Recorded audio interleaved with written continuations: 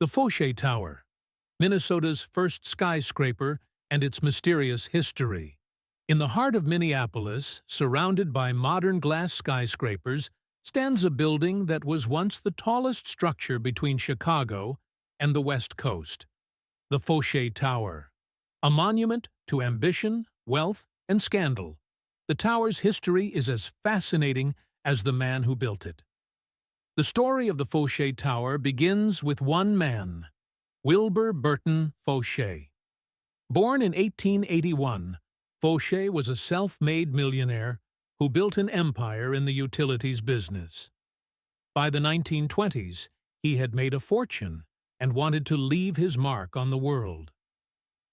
In 1927, construction began on what would become the Foshay Tower. Designed by the architecture firm Magny and Tussler, the building was a marvel of Art Deco design. An 447-foot-tall obelisk adorned with intricate detailing, a lavish interior, and a grand observation deck offering breathtaking views of the city. No expense was spared. The lobby featured Italian marble, African mahogany, and handcrafted metalwork. Even the name Foshay was engraved in multiple places throughout the building, ensuring no one would forget who built it. By August 1929, the Foshay Tower was complete, and Wilbur Foshay wanted the world to take notice.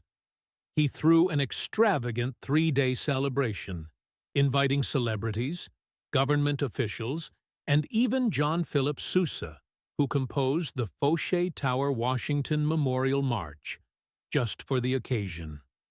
There were parades, lavish banquets, and champagne flowing in every direction. It was the party of the decade. But unknown to the guests, Foshay's empire was on the verge of collapse. Just 2 months after the grand opening, the stock market crashed in October 1929. The Great Depression had begun, and Wilbur Foshay's financial empire crumbled overnight. It turned out that Foshay's fortune was built on a house of cards.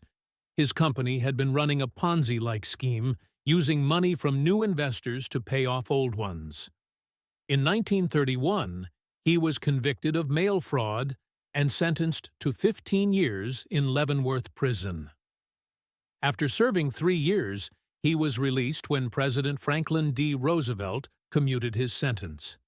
But his fortune was gone, and he spent the rest of his life living quietly, working odd jobs. Despite its troubled beginnings, the Foshay Tower remained a symbol of Minneapolis.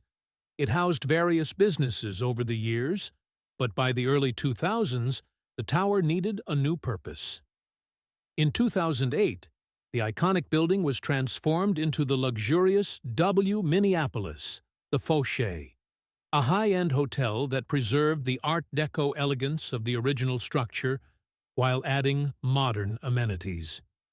Today, visitors can step inside the tower, marvel at its opulent design, and take in panoramic views from the observation deck, just as Wilbur Foshay had envisioned nearly a century ago. The Foshay Tower stands as a monument to ambition, excess, and resilience.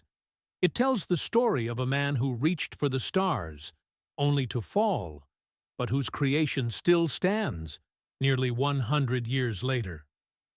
Though Wilbur Foshay's name may have faded from history, his tower remains a permanent fixture of the Minneapolis skyline, proof that even the most ambitious dreams can leave a lasting legacy.